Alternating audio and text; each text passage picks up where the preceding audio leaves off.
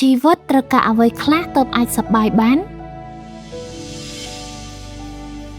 មនុស្សយើងម្នាក់គឺតែងតែចំណាយពេលពេញមួយជីវិតដើម្បីទៅរត់តាមរកពាក្យថាសេចក្តីសុខយើងច្រើនតែគិតថាលុះត្រាតែយើងមានលុយវ៉ាលៀនមានឡានទំនើបមានផ្ទះវិឡាស្កឹមស្កៃឬក៏មានឋានៈបុណ្យស័ក្តិខ្ពង់ខ្ពស់ទើបជីវិតមួយនេះអាចសប្បាយរីករាយបានប៉ុន្តែការពិតទៅបើទោះជាទ្រព្យសម្បត្តិខាងក្រៅអាចទិញភាពងាយស្រួលបានមែនប៉ុន្តែពាក្យថាសប្បាយចិត្តពិតប្រាកដគឺកើតចេញពីគ្រឿងផ្សំសាមញ្ញដែលវាស្ថិតនៅជុំវិញខ្លួនយើងទៅវិញទេបើចង់ឲ្យជីវិតប្រចាំថ្ងៃពោរពេញដោយភាពរីករាយនិងស្រឡះថ្លានេះគឺជាអ្វីដែលជីវិតរបស់អ្នកត្រូវការ 1. ត្រូវការចិត្តដែលចេះស្កប់ស្កល់និងដឹងគុណភាពសប្បាយរីករាយមិនមែនកើតមានឡើងនៅពេលដែលយើងបានគ្រប់យ៉ាងដែលយើងចង់បាននោះទេប៉ុន្តែវាកើតឡើងនៅពេលដែលយើងចេះរីករាយនឹងអ្វីដែលយើងកំពុងតែមាន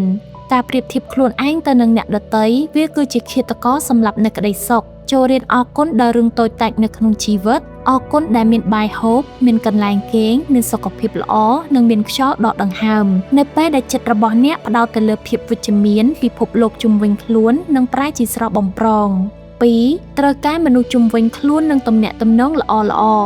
មនុស្សគឺមិនអាចរស់នៅម្នាក់ឯងដោយមានក្តីសុខនោះឡើយជីវិតដែលសប្បាយគឺត្រូវការមនុស្សដែលយើងអាចចែករំលែកនូវស្នាមញញឹមជជែកលេងសើចនិងមនុស្សដែលអាចចាំស្ដាប់យើងនៅពេលដែលយើងមានទុក្ខលំបាក 3. ត្រូវការនូវសុខភាពរាងកាយនិងផ្លូវចិត្តដែលរឹងមាំអ្នកមិនអាចសប្បាយរីករាយបាននោះឡើយប្រសិនបើរាងកាយរបស់អ្នកកំពុងតែឈឺចាប់ឬចិត្តរបស់អ្នកពោរពេញដោយភាពហត់នឿយជីវិតដែលសប្បាយគឺត្រូវការការគេងស្កប់ស្កល់ការញ៉ាំអាហារដែលមានប្រយោជន៍និងការហាត់ប្រាណដើម្បីបញ្ចេញសារធាតុពុលទន្ទឹមនឹងនោះអ្នកគួរតែផ្ដល់ពេលវេលាឲ្យផ្លូវចិត្តបានសម្រាកដើរលេងកម្សាន្តនិងបោះបង់ចោលនៅរឿងរ៉ាវណាដែលនាំមកនូវថាមពលអវិជ្ជមាន 4. ត្រូវការក្តីស្រមៃនិងចំណង់ចំណូលចិត្តជីវិតដែលគ្មានគោលដៅប្រៀបដូចជាទូកដែលអណ្ដែតអណ្ដូងគ្មានកោះក្រោយដែលងាយនឹងធ្វើឲ្យយើងមានអារម្មណ៍ថាធុញទ្រាន់និងទទេស្អាតជីវិតត្រូវការភាពរំភើបដូច្នេះហើយចូលស្វែងរកនិងធ្វើអ្វីដែលអ្នកស្រឡាញ់ការឃើញខ្លួនឯងរីកចម្រើនមួយជំហានម្ដងវានឹងបង្កើតនូវមោទនភាពនិងភាពសប្បាយរីករាយយ៉ាងខ្លាំង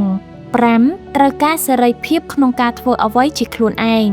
ភាពសប្បាយរីករាយដ៏អស្ចារ្យបំផុតគឺជាការដែលអ្នកមិនចាំបាច់ពាក់មុខរបាំងដើម្បីបំពេញចិត្តពិភពលោកទាំងមូលជីវិតរបស់អ្នកវាគឺជារបស់អ្នកចូលរស់នៅទៅតាមរបៀបដែលអ្នកចង់រស់នៅស្រឡាញ់អ្វីដែលអ្នកចង់ស្រឡាញ់និងធ្វើជាខ្លួនឯងដោយភាពជឿជាក់